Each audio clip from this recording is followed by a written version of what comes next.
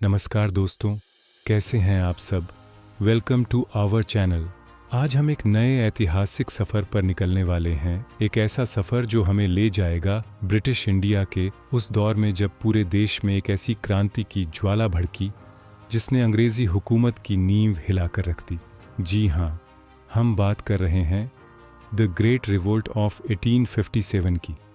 ये सिर्फ एक सैनिक विद्रोह नहीं था, बल्कि ये भारतीयों के दिल में दबी हुई आग, उनके गुस्से और उनकी आज़ादी की चाहत का प्रतीक था। इस रिवोल्ट को समझने के लिए हमें इसके पीछे के कारणों को गहराई से जानना होगा, क्योंकि कोई भी इतनी बड़ी क्रांति एक दिन में नहीं होती। उसके पीछे सालों का आक्रोश, अन्याय और शोषण की एक लंबी कहानी होती है। तो चलिए समय में पीछे चलते हैं और उन कारणों को एक एक करके समझते हैं जिन्होंने 1857 की इस महान क्रांति को जन्म दिया। हम इस टॉपिक को 2 पार्ट्स में कवर करेंगे और आज पार्ट 1 में हम इसके कॉजेज़ को डिटेल में डिस्कस करेंगे। पहला और सबसे इम्पॉर्टेंट कारण था इकोनॉमिक कॉजेज़, यानी कि आर्थिक कारण। ब्रिटिश ईस्ट इंडिया कंपनी का मकसद सिर्फ व्यापार करना नहीं था, बल्कि भारत के आर्थिक संसाधनों का पूरी तरह से शोषण करना था। उन्होंने ऐसी पॉलिसीज़ बनाई जिससे इंडिया का ट्रेडिशनल इकोनॉमिक फैब्रिक पूरी तरह से तबाह हो गया। इसमें सबसे पहले आता है डी इंडस्ट्रियलाइजेशन। अंग्रेज़ों ने अपने देश में इंडस्ट्रियल रिवॉल्यूशन से बने सस्ते मशीन मेड कपड़े और दूसरे सामान को इंडियन मार्केट्स में भर दिया। इससे इंडिया के हाथ से बने कपड़े जो पूरी दुनिया में फेमस थे, उनकी डिमांड ख़त्म हो गई। इसका नतीजा ये हुआ कि लाखों बुनकर, कारीगर और शिल्पकार बेरोजगार हो गए। जो देश कभी सोने की चिड़िया कहलाता था और दुनिया का एक बड़ा एक्सपोर्टर था, वो अब सिर्फ इंग्लैंड की फैक्ट्रियों के लिए कच्चा माल यानी रॉ मटेरियल सप्लाई करने वाला और उनके तैयार माल का आयातक यानी इम्पोर्टर बनकर रह गया था। इसने इंडिया की इकोनॉमी को अंदर से खोखला कर दिया। इसके साथ ही अंग्रेज़ों की लैंड रेवेन्यू पॉलिसीज़ ने किसानों की कमर तोड़ दी। चाहे वो परमानेंट सेटलमेंट हो या रैयतवारी या महालवारी सिस्टम, सबका एक ही अंजाम था, किसानों पर भारी लगान। यह टैक्स इतना ज़्यादा था कि फसल अच्छी हो या बुरी, किसान को उसे चुकाना ही पड़ता था। अगर कोई किसान टैक्स नहीं दे पाता तो उसकी ज़मीन छीन ली जाती थी। इससे किसान बेचारा मनी लैंडर्स यानी साहूकारों के चंगुल में फंस जाता था। उनसे ऊंची ब्याज दर पर कर्ज लेता था और फिर कभी उस कर्ज से बाहर नहीं निकल पाता था। पीढ़ी दर पीढ़ी किसान कर्ज में डूबे रहते थे। कृषि, जो भारत की इकोनॉमी की रीढ़ की हड्डी थी, वो अब किसानों के लिए एक बोझ बन गई थी। खेत जब्त हो रहे थे, किसान भुखमरी के शिकार हो रहे थे और गांव के गांव बर्बाद हो रहे थे। यह आर्थिक शोषण एक बड़ा कारण था जिसने आम आदमी के दिल में अंग्रेजी शासन के खिलाफ नफरत भर दी। अब आते हैं पॉलिटिकल कॉजेज़, यानी कि राजनीतिक कारणों पर। ब्रिटिशर्स की विस्तारवादी नीति यानी एक्सपेंशनिस्ट पॉलिसी ने इंडियन रूलर्स और नवाबों को उनका दुश्मन बना दिया था।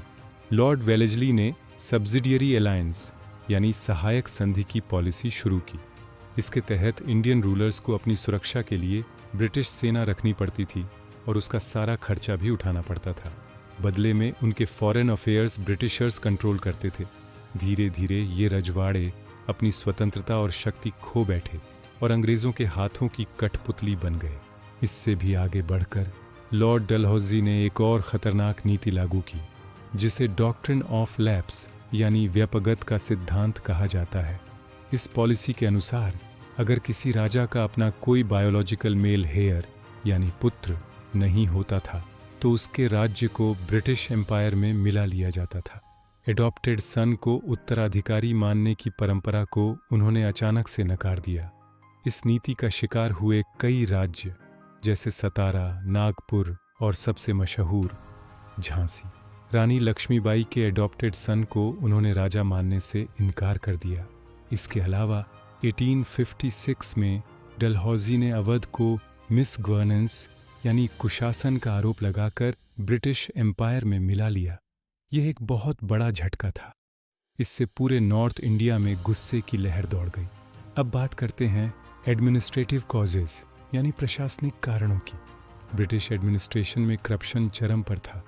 पुलिस, लोअर कोर्ट्स के ऑफिशियल्स और रेवेन्यू डिपार्टमेंट के छोटे कर्मचारी सब आम जनता से रिश्वत लेते थे। आम आदमी के लिए न्याय पाना लगभग नामुमकिन था। इसके बाद आते हैं सोशियो रिलीजियस कॉजेज़।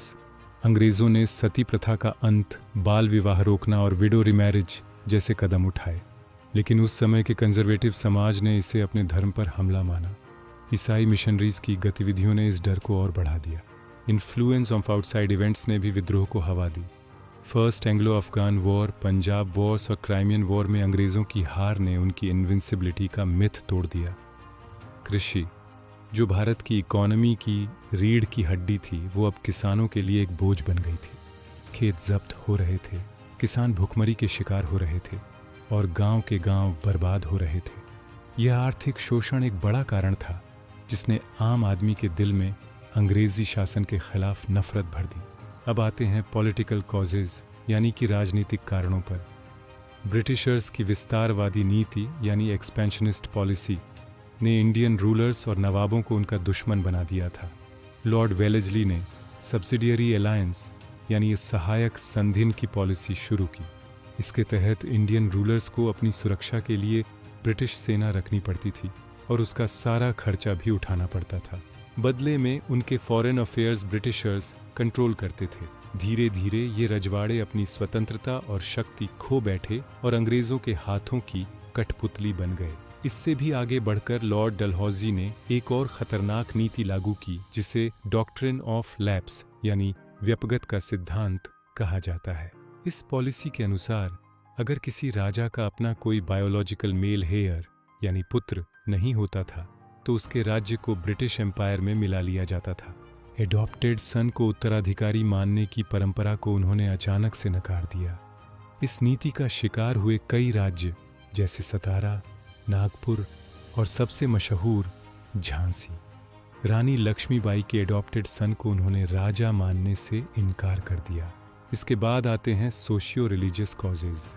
अंग्रेज़ों ने सती प्रथा का अंत, बाल विवाह रोकना और विडो रिमैरिज जैसे कदम उठाए, लेकिन उस समय के कंजर्वेटिव समाज ने इसे अपने धर्म पर हमला माना। ईसाई मिशनरीज की गतिविधियों ने इस डर को और बढ़ा दिया। इन्फ्लुएंस ऑफ आउटसाइड इवेंट्स ने भी विद्रोह को हवा दी।